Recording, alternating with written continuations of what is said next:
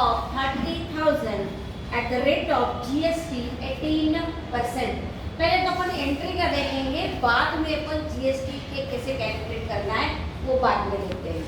पहले देखिए कि ट्रांजैक्शन क्या हुआ है, फर्नीचर परचेस किया गया। फॉर एग्जांपल समझिए कि दिस इज फर्नीचर, इधर ध्यान दीजिए, ये क्या है, फर्नीचर। ये फर्नीचर है और मेरे पास ये क्या है, कैश। मैंने फर्नीचर क्या करना है, खरीदना है। समझ में आ रहा है? ध्यान से देखिए, इस ट्रांजैक्शन में कहीं पर भी पार्टी का नाम नहीं है, व्यक्ति का नाम है क्या, क्रेडिट ट्रांजैक्शन होता है तो व्यक्ति का नाम कंपलसरी है, यहाँ पर दिया नहीं है। यहाँ पर उन्होंने कैश शब्द का भी इस्तेमाल नहीं किया है, फिर भी हम इसे 100% कैश ट्रांजैक्शन ही मानेंगे, क्योंकि क्रेडिट ट्रांजैक्शन के लिए पार्टी का नाम नहीं दिया तो एंट्री नहीं कर सकते। यहाँ पार्टी का नाम नहीं है, मतलब ये कैश ट्रांजैक्शन है। आए समझ में?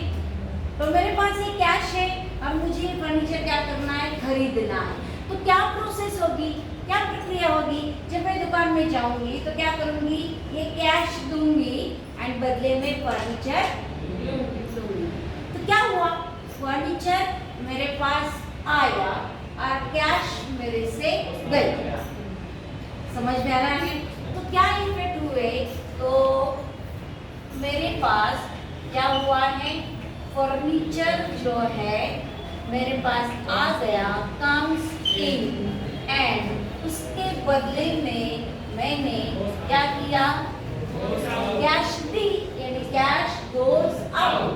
अब ध्यान से देखिए, फर्नीचर हो चाहे कैश हो, दोनों क्या दिख रहा है, प्रॉपर्टी है, एसेट है।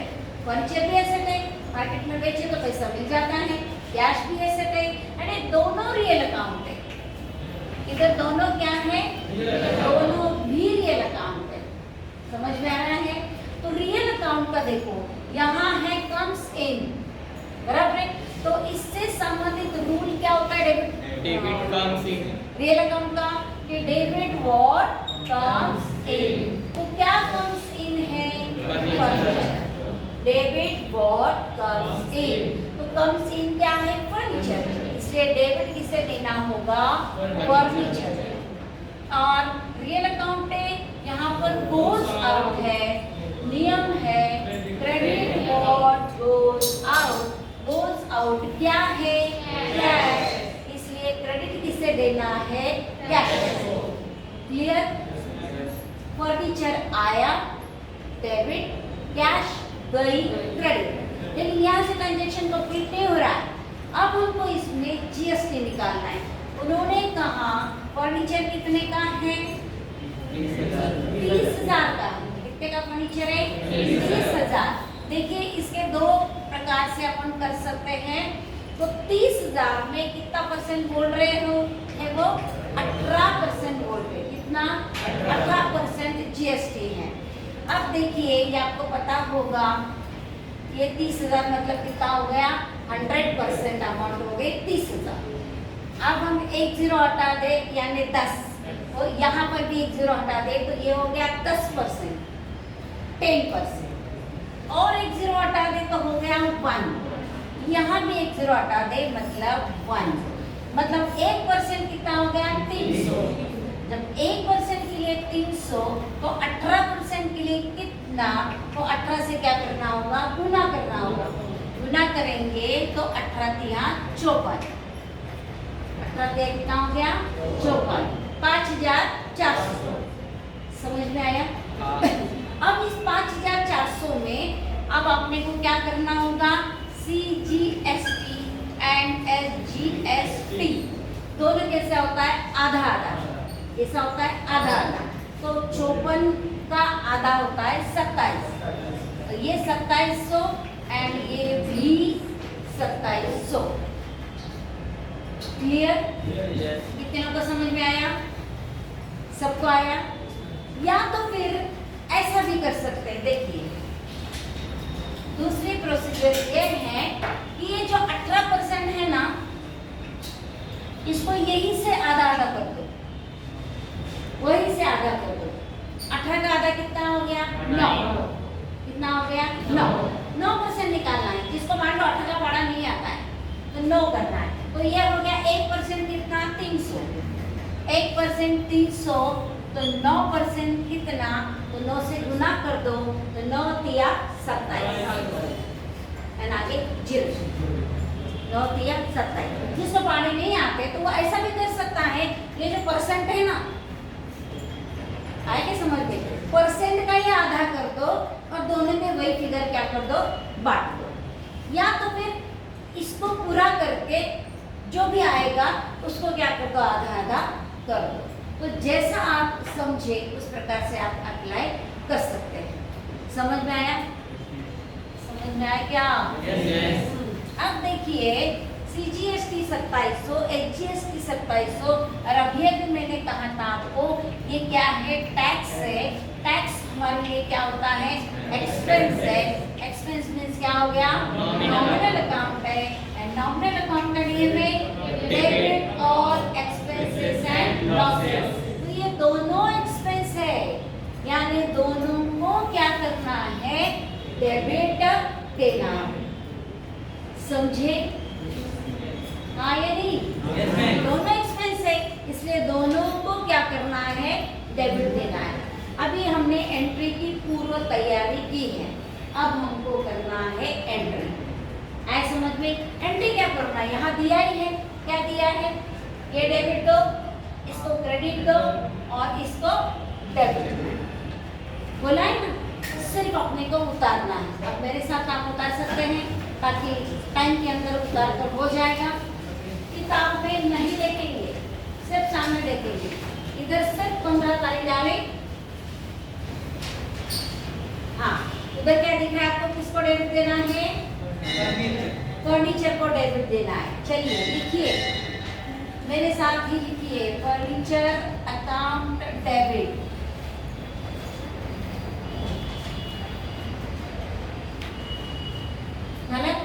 फर्नीचर कितने का है, 30,000 का।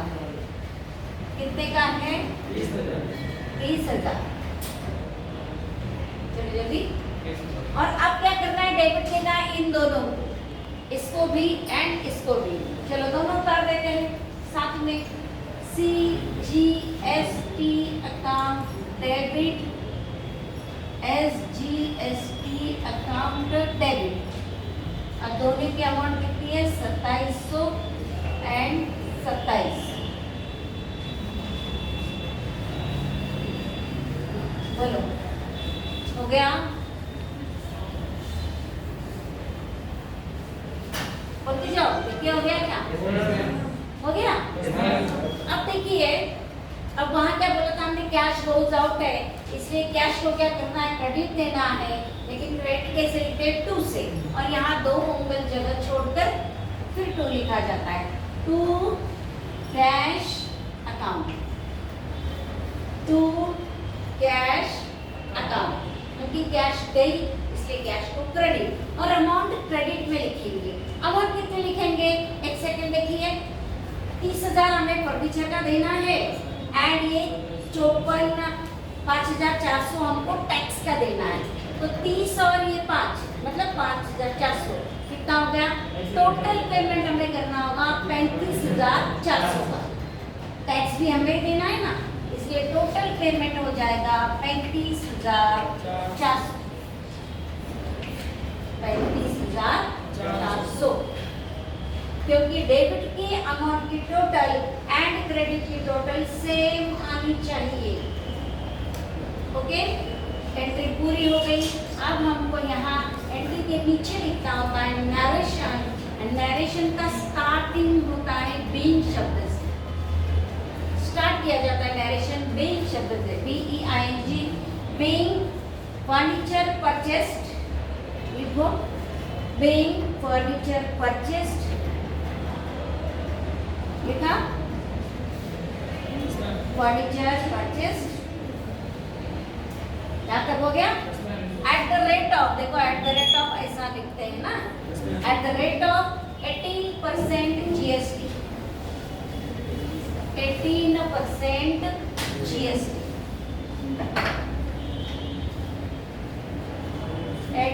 20% GST हो गया। पेन 1 और सिर्फ ध्यान देंगे, received a bearer check of 25,000 from Mr. विकास। ध्यान देंगे इधर क्या मिला है, उत्तर देना, नीचे मत देखो, उत्तर दो, क्या मिला है, रिसीव्ड, क्या रिसीव्ड किया है, बियरर चेक। चेक के प्रकार है, आज उसका वीडियो भेज दी मैं, चेक के प्रकार। तो उसमें एक होता है बियरर चेक। बियरर चेक का मतलब होता है वाहक चेक।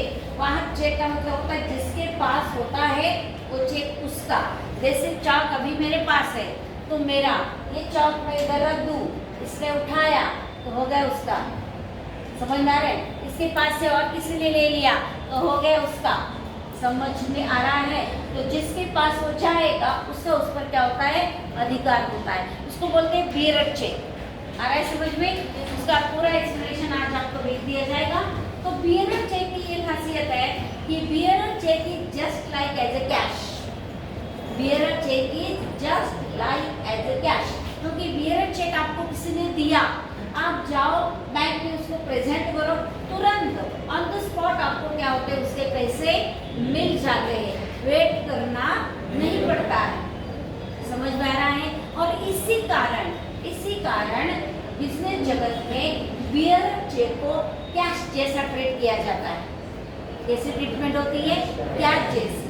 अभी अपने को मिला है बियरर चेक, लेकिन अभी इसमें चेक और बैंक को अपन बिल्कुल नहीं बोलेंगे, इसको क्या पकड़ेंगे, कैश पकड़ेंगे।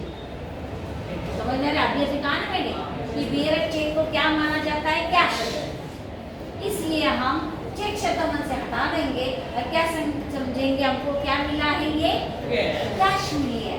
मतलब यहाँ पर चेक हमारे पास आया, यानी कैश हमारे पास क्या हो गई है, आ गई है। आ रहा है समझ में। एंड क्या कहा उन्होंने, फ्रॉम विकास, किसने चेक दिया, विकास ने दिया। इसका मतलब विकास जो है वो कौन हो गया, giver. Vikas is the giver of this check.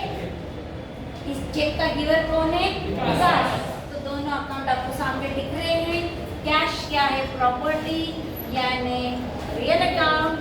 Real account है, यहाँ पर कम्स इन है, तो नियम क्या होता है, डेबिट और कम्स इन।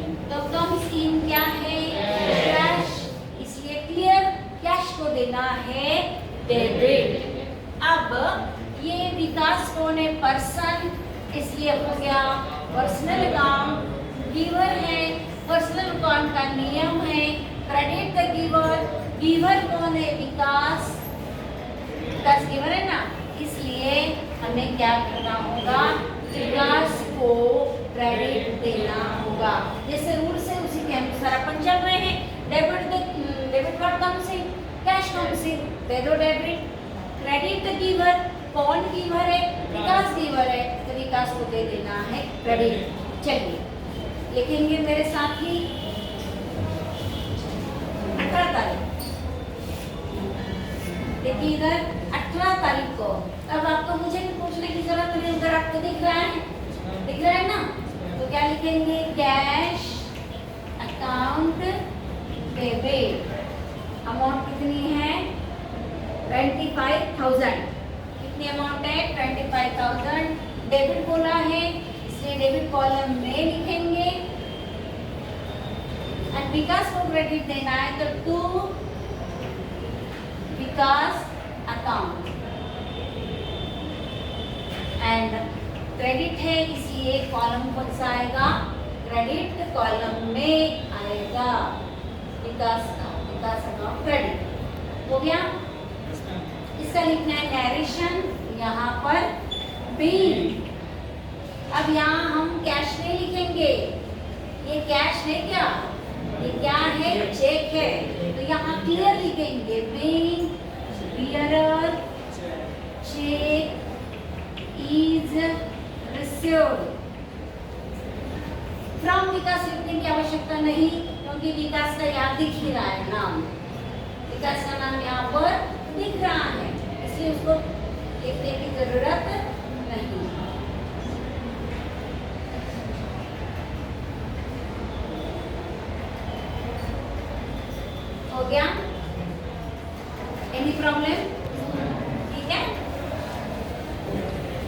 अभी नेक्स्ट ट्रांजैक्शन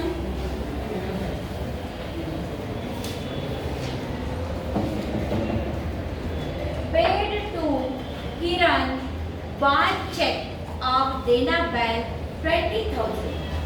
देखो यहाँ क्या किया है, पेमेंट किया है। मैंने आपको कई बार कहा कि पेड मतलब कैश, लेकिन कभी कभी सावधान क्या है, यहाँ पर पेमेंट किससे हुआ है, चेक से हुआ है। किससे हुआ है, चेक से। अब पेमेंट के मामले में ध्यान देना कि कोई भी चेक हो, अब चेक की 4 प्रकार है, उसका पूरा थियरी में आपको भेज दूंगी। अरे समझ में, 4 प्रकार है चेक के, तो कोई भी चेक होने दो, bearer cheque, order cheque, account pay cheque, cross cheque, कोई भी चेक होने दो। जब पेमेंट होता है किसके द्वारा, चेक के द्वारा, तो चेक का पेमेंट ऑलवेज कौन करती है, बैंक ही करती है। पैसा कहाँ से जाता है, बैंक से जाता है, मतलब पेमेंट कौन करती है, बैंक करती है, मतलब बैंक इज द गिवर। अरे समझ में, क्या किया है, पेड किया है। कैसा पेमेंट किया है, चेक से किया है। चेक का पेमेंट कौन करती है, बैंक करती है, मतलब bank is the giver. And bank कौन है, पर्सनल अकाउंट है। पर्सनल अकाउंट क्या कहता है, credit the giver. Personal account का रूल क्या होता है, क्रेडिट द गिवर। तो गिवर कौन है, बैंक, तो बैंक को दे दिया क्रेडिट। ओके, अब किसको पेमेंट किया है, किरण को। पेमेंट किससे किया है, पेमेंट हो रहा है किरण को, यानी ये पैसा किसके पास जाएगा, किरण के पास जाएगा। मतलब उस चेक का, उस पैसे का रिसीवर कौन होगा, किरण। एंड किरण कौन है, पर्सन है, पर्सनल अकाउंट। पर्सनल अकाउंट का नियम होता है डेबिट द रिसीवर। तो रिसीवर कौन है, किरण, इसलिए किरण को क्या देना होगा, डेबिट। इसमें देखिए दोनों पर्सनल अकाउंट है। पैसे किसे दे रहे हैं, किरण को। कौन दे रहा है, बैंक, तो किरण को पैसा मिलेगा, रिसीवर डेबिट, इसलिए किरण को डेबिट, और बैंक पैसा देगी, गिवर, इसलिए बैंक को क्रेडिट। समझ में आया, चलिए लिखेंगे। पहला हमेशा डेबिट वाला ही लिखना होता है। डेट डालेंगे पहले 21st। एंड क्या लिखना है, डेबिट वाला कौन सा है, किरण। किरण को डेबिट देना है, तो पहले वो लिखेंगे, किरण अकाउंट डेबिट। अमाउंट है 20,000, तो वो लिख दिया हमने डेबिट कॉलम में 20,000। बैंक को क्रेडिट देना है, इसलिए लिखेंगे to bank account, and credit column में 20,000, 20,000।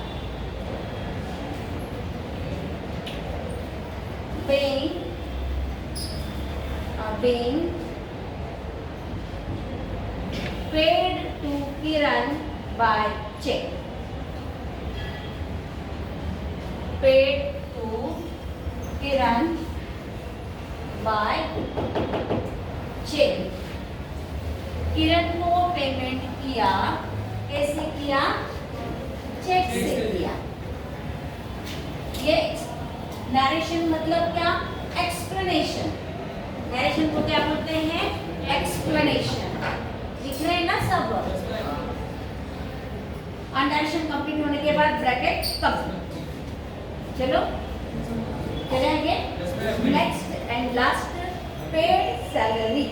क्या कहा है उन्होंने, पेड किया है। क्या पेड किया है, सैलरी। ध्यान देंगे इधर, क्या पेमेंट हुआ है, सैलरी का। तो पेमेंट किसमें किया है, मैंने कहा चेक में किया होगा, तुमने वहां पर देना पड़ता है चेक। नहीं दिया है, इसका मतलब पेमेंट किसमें हो रहा है, कैश में हो रहा है। कैश में पेमेंट हो रहा है, इसका मतलब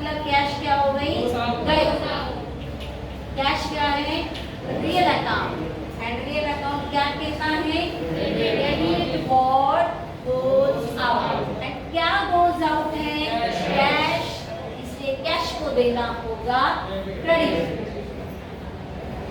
क्रेडिट व्हाट गोज आउट, इसलिए कैश को देना होगा क्रेडिट। एंड क्या दिया है? सैलरी दी है।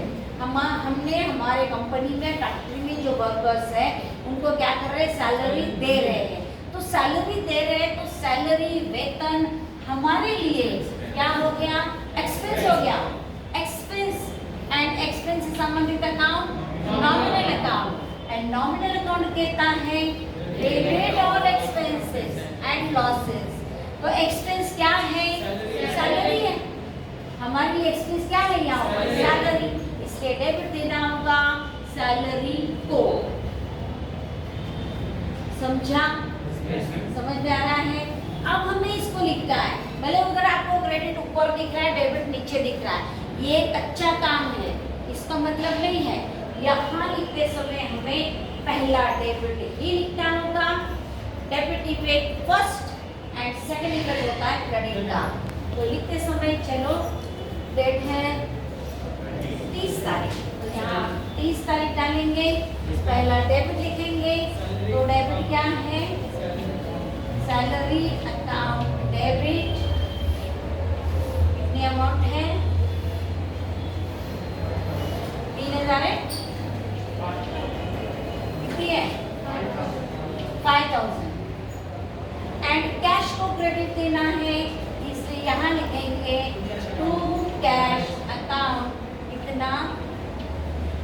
क्रेडिट कॉलम में 5000, क्रेडिट कॉलम में 5000। एंड यहाँ पर नरेशन में बीइंग सैलरी पेड या बीइंग एक्सपेंसेस पेड, ऐसा भी लिख सकते हैं। Being expenses